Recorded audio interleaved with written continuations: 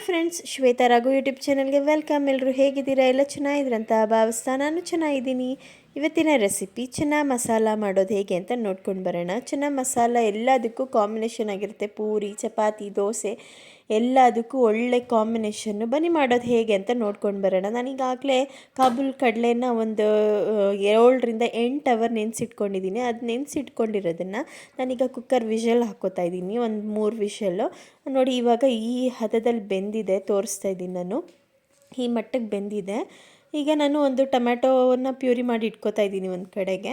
ಈಗ ನಾನು ಒಂದು ಪಾತ್ರೆಯಲ್ಲಿ ಎಣ್ಣೆ ಮತ್ತು ಪಲಾವ್ ಎಲೆ, ಚಕ್ಕೆ, ಲವಂಗ, ಒಂದು ಸ್ವಲ್ಪ ಜೀರಿಗೆ, ಈರುಳ್ಳಿ ಎಲ್ಲ ಹಾಕ್ಕೊಂಡು ಫ್ರೈ ಮಾಡ್ಕೋತಾ ಇದ್ದೀನಿ. ಎಲ್ಲೊಂದು ಸ್ವಲ್ಪ ಗೋಲ್ಡನ್ ಕಲರ್ ಬರೋ ತನಕ ಫ್ರೈ ಮಾಡ್ಕೋಬೇಕು. ನಂತರ ನಾನು ಒಂದು ಸ್ಪೂನಷ್ಟು ಶುಂಠಿ ಬೆಳ್ಳುಳ್ಳಿ ಪೇಸ್ಟ್ ಹಾಕೋತಾ ಇದ್ದೀನಿ. ಹಸಿ ವಾಸನೆ ಹೋಗೋ ತನಕ ಎಲ್ಲ ಫ್ರೈ ಮಾಡ್ಕೋಬೇಕು ಚೆನ್ನಾಗಿ. ನಂತರ ನಾನು ಈರುಳ್ಳಿ ಎಲ್ಲ ಸ್ವಲ್ಪ ಗೋಲ್ಡನ್ ಕಲರ್ ಬರೋ ತನಕ ಫ್ರೈ ಮಾಡ್ಕೋತಾ ಇದ್ದೀನಿ. ಮಾಡ್ಕೊಂಡ್ಮೇಲೆ ನಾನು ಟೊಮ್ಯಾಟೊ ಪ್ಯೂರಿ ಮಾಡಿ ಎತ್ತಿಟ್ಕೊಂಡಿದ್ನಲ್ವ, ಅದನ್ನು ಹಾಕೋತಾ ಇದ್ದೀನಿ. ಇವಾಗ ಹಾಕ್ಕೊಂಡ್ಬಿಟ್ಟು ಈಗ ಮಿಕ್ಸ್ ಮಾಡ್ಕೋತಾ ಇದ್ದೀನಿ. ಮಿಕ್ಸ್ ಕೊಟ್ಕೊಂಡ್ಮೇಲೆ ನಾನೀಗ ಅರಿಶಿನದ ಪುಡಿ, ಧನಿಯಾ ಪುಡಿ, ಆಮೇಲೆ ರೆಡ್ ಚಿಲ್ಲಿ ಪೌಡರು ಮತ್ತು ಅಚ್ಕಾರದ ಪುಡಿ ಫುಲ್ ಹಾಕ್ಕೊಂಡು, ಗರಂ ಮಸಾಲೆ ಒಂದು ಅರ್ಧ ಟೇಬಲ್ ಸ್ಪೂನಷ್ಟು ಹಾಕ್ಕೊಂಡು, ರುಚಿಗೆ ತಕ್ಕಷ್ಟು ಉಪ್ಪನ್ನು ಹಾಕೋತಾ ಇದ್ದೀನಿ. ಉಪ್ಪು ಹಾಕ್ಕೊಂಡು ಎಲ್ಲ ಮಿಕ್ಸ್ ಮಾಡಿ ಇಟ್ಕೋತಾ ಇದ್ದೀನಿ. ಬೇಯೋ ಅಷ್ಟರಲ್ಲಿ ನಾವು ಇವಾಗ ಮಸಾಲೆ ಮಾಡ್ಕೊಂಡು ಬರೋಣ. ತೆಂಗಿನಕಾಯಿ, ಕೊತ್ತಂಬರಿ ಸೊಪ್ಪು, ಚಕ್ಕೆ, ಲವಂಗ, ಗೋಡಂಬಿ ಎಲ್ಲ ಹಾಕ್ಕೊಂಡು ಮಿಕ್ಸಿ ಮಾಡ್ಕೊಂಡು ಬರೋಣ. ಈಗ ಎಲ್ಲ ಮಸಾಲೆ ಎಲ್ಲ ಚೆನ್ನಾಗಿ ಕುಕ್ಕಾಗಿದೆ ನೋಡಿ, ಆಯಿಲೆಲ್ಲ ಬಿಟ್ಟಿತ್ತು. ಇವಾಗ ನಾನು ನಾನು ಬೇಯಿಸ್ಕೊಂಡು ಇಟ್ಕೊಂಡಿದ್ನಲ್ವ, ಅದನ್ನು ಹಾಕೋತಾ ಇದ್ದೀನಿ. ಎಲ್ಲದನ್ನು ಕಂಪ್ಲೀಟಾಗಿ ಹಾಕ್ಕೊಂಡು ಮಿಕ್ಸ್ ಮಾಡ್ಕೋತಾ ಇದ್ದೀನಿ. ಅದೊಂದು ಸ್ವಲ್ಪ ಎಲ್ಲ ಮಸಾಲೆನೂ ಇದು ಚೆನ್ನಾಗಿ ಬ್ಲೆಂಡ್ ಆಗಲಿ ಅಂತೇಳ್ಬಿಟ್ಟು ಒಂದು 5 ಮಿನಿಟ್ಸ್ ನಾನು ಕುಕ್ಕಾಗಿ ಬಿಡ್ತಾ ಇದ್ದೀನಿ. ಆದ ನಂತರ ನೋಡಿ, ನಾನೀಗ ಕಂಪ್ಲೀಟಾಗಿ 2 ಮಸಾಲೆ ಜೊತೆ ಮಿಕ್ಸ್ ಆಗಿದೆ. ಈಗ ನಾನು ಮಿಕ್ಸಿ ಮಾಡಿ ಇಟ್ಕೊಂಡಿದ್ನಲ್ವ, ಆ ಪೇಸ್ಟ್ನ ನಾನು ಇವಾಗ ಹಾಕೋತಾ ಇದ್ದೀನಿ. ಹಾಕ್ಕೊಂಡು ಚೆನ್ನಾಗಿ ಮಿಕ್ಸ್ ಮಾಡ್ಕೋತಾ ಇದ್ದೀನಿ.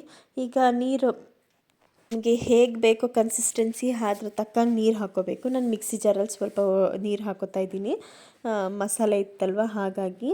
ನಿಮಗೆ ಎಷ್ಟು ಬೇಕೋ, ತಿಕ್ಕಾಗಿ ಬೇಕಾ ಇಲ್ಲ ತೆಳ್ಳಗೆ ಬೇಕಾ, ಚಪಾತಿ ಪೂರಿಗೆ ಅಂದರೆ ಸ್ವಲ್ಪ ಗಟ್ಟಿಗಿದ್ರೆ ತುಂಬ ಚೆನ್ನಾಗಿರುತ್ತೆ ಅಂತ ನಾನು ಸ್ವಲ್ಪ ಗಟ್ಟಿಗೆ ಮಾಡ್ಕೊಂಡಿದ್ದೀನಿ. ಎಲ್ಲ ಚೆನ್ನಾಗಿ ಮಿಕ್ಸ್ ಮಾಡ್ಕೊಂಡ್ಮೇಲೆ ರುಚಿಗೆ ತಕ್ಕಷ್ಟು ಉಪ್ಪು ಹಾಕೋತಾ ಇದ್ದೀನಿ.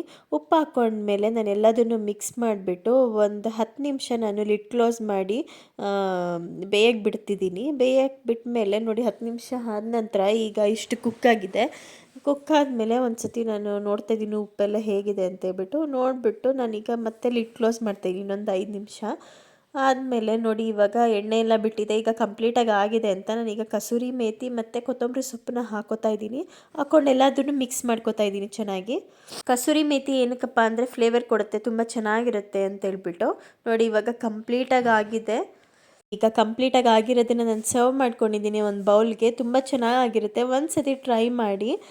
ಪೂರಿಗಂತೂ ಒಳ್ಳೆ ಕಾಂಬಿನೇಷನ್ ಇದು, ಗೀ ರೈಸ್ಗೂ ಅಷ್ಟೇ. ನನಗಂತೂ ತುಂಬ ಇಷ್ಟ ಚೆನ್ನ ಮಸಾಲ ಮಾಡಿದ್ರೆ. ನೀವು ನಿಮ್ಮ ಮನೇಲಿ ಒಂದು ಸತಿ ಟ್ರೈ ಮಾಡಿ, ಎಲ್ಲರೂ ಇಷ್ಟಪಟ್ಟು ತಿಂತಾರೆ.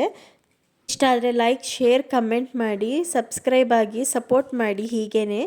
Thank you for watching.